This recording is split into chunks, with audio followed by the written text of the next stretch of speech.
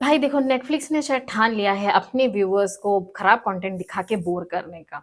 एक तो पहले नेटफ्लिक्स में कुछ हफ्ते पहले रिलीज हुई थी ज्वेल थेफ मूवी, जो सिर्फ 2-3 घंटे की थी। बट इस बार उन लोग लेके आए हैं एक सीरीज जो कि 7-8 एपिसोड्स के है और 7-8 घंटे भी लग सकता है। जी हाँ, सही पहचाने हैं, मैं बात कर रही हूँ नेटफ्लिक्स में हाल फिलहाल में रिलीज हुई दी रॉयल्स वेब सीरीज के बारे में, starring Bhumi Pednekar and Ishaan Khatter and other costars as well.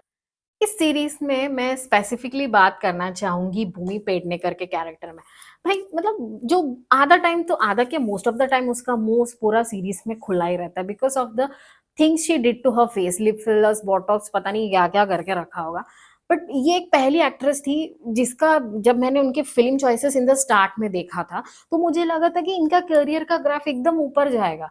But उनके रीसेंट टाइम के जो चॉइसेस है उसको देखे तो मुझे लगता है कि भाई इनका तो मुझे नहीं लगता, कि आई एम डाउटफुल कि वो ऊपर जाएगा या नहीं। ऊपर से पहले शी यूज टू एकदम फोकस करती थी कैरेक्टर डेवलपमेंट में या फिर उसके स्टोरीज पे, एक्टिंग पे, इन सब चीजों पे वो ज्यादा फोकस करती थी। बट अभी आते आते she is more focusing on fashion beauty, like the beauty from the west, एकदम ऐसा वेस्ट साइड के जो भी उन्होंने एक ब्यूटी स्टैंडर्ड सेट किया है उसके ऊपर शी इज वर्किंग। तो इस टाइम पे बेचारी इस सीरीज में उसके चलते एक्सप्रेशंस ही नहीं दे पा रहे। हाफ ऑफ द टाइम आप सोचोगे कि भाई मतलब जिस तरीके से उन्होंने वो एक्सप्रेशंस दिए हैं, वो बेचारी एक्सप्रेशन खुल के दे ही नहीं पा रही है।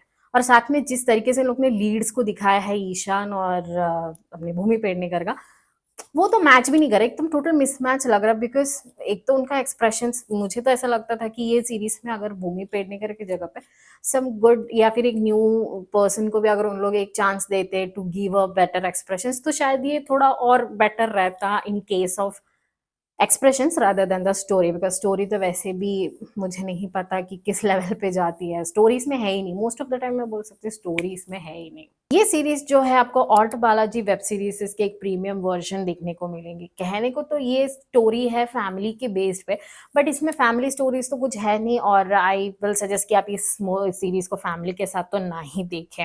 एंड अभी इसका स्टोरी के ऊपर अगर हम लोग एनलाइट करें तो स्टोरी ऐसा है कि एक महाराजा है जिनका एक अनहोनी तरीके से मौत हो जाती है, और जब विल लिखते हैं तो अपनी फैमिली के लिए छोड़ के जाते हैं बहुत सारे कर्जे।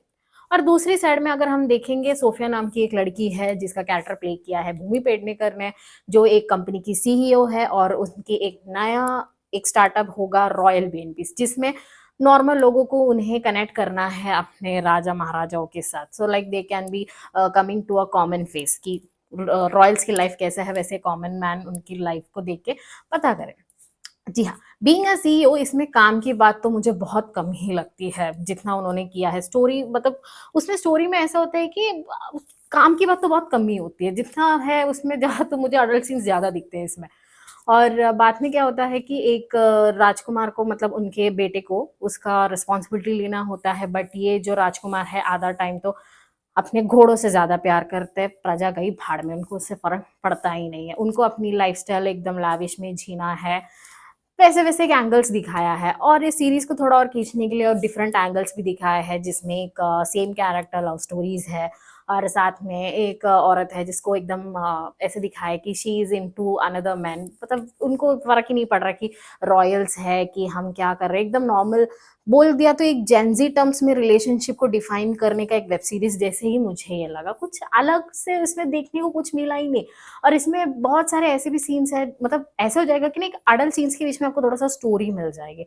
एंड एकदम मतलब इतने अच्छे को स्टार एक्टर्स के साथ या इतने अच्छे लीड्स एक्टर्स के साथ इन लोग ने इतना खराब कंटेंट बनाया, I was like too disappointed. और साथ में हाफ ऑफ द टाइम इसमें ईशान खत्तर तो आपको भाई शर्टलेस ही मिलेगा, जैसे कि उनको ये था कि अपना कपड़े का बजट बचाना है तो उसको आधा टाइम आप शर्टलेस दिखा दो, तो इसमें आपका बजट बच जाता है। ओवरऑल कहा जाए तो यार इसमें थोड़ा रॉयल्स वाली फील दिखाने के लिए आपको एकदम पैलेस वाली जो कपड़े हैं और पैलेस का सेटअप है वो सब बहुत आपको सही लगेगा। एंड थोड़े इसमें फॉरेन इंटरनेशनल स्टार्स भी है और साथ में इंटरनेशनल सॉन्ग्स है, थोड़ा रॉयल्टी दिखाने के लिए, जैसे मैंने बोला रॉयल्स है तो उनको ये सब तो दिखाना ही है, तो वो सब इसमें इंक्लूड किया गया है। और ग्लैमर की बात करें तो भाई इसमें नोरा फतेही भी आपको देखने को मिलेगी, जो भी लव ट्रायंगल में अटक जाती है। जिसको मैंने बेसिकली एक डांस शो से कम एक एक्टिंग में इस बार ज़्यादा मुझे देखने को मिला, so I love the way she represented herself in the series. और कुछ अच्छे एक्टर्स भी हैं जिन्होंने थोड़ा अच्छा एक्टिंग किया है इसमें।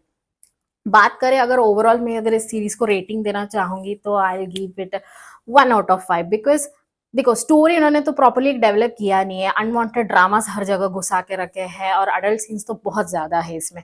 एंड थोड़े बहुत उन्होंने एक हाँ, लिंकेज दिया हुआ है for the LGBTQ plus communities वगैरह के लिए, उनकी एक्सेप्टेंस वाली चीज़ों को भी थोड़ा इसमें ऐड किया है। और ज़्यादा से ज़्यादा मुझे लगा कि इसमें जैसे मैंने पहले भी आपको बोला कि एक जेन ज़ी टर्म्स रिलेशनशिप को इन्होंने इसमें डाल दिया। कुछ आपको इसमें वैसे स्लैंग्स भी देखने को मिलेंगे कि एक राजकुमारी आपको बता रही है कि ऐसा-ऐसा है, क्या ये सिचुएशनशिप हो सकता है, क्या ये सिचुएशनशिप जैसा है।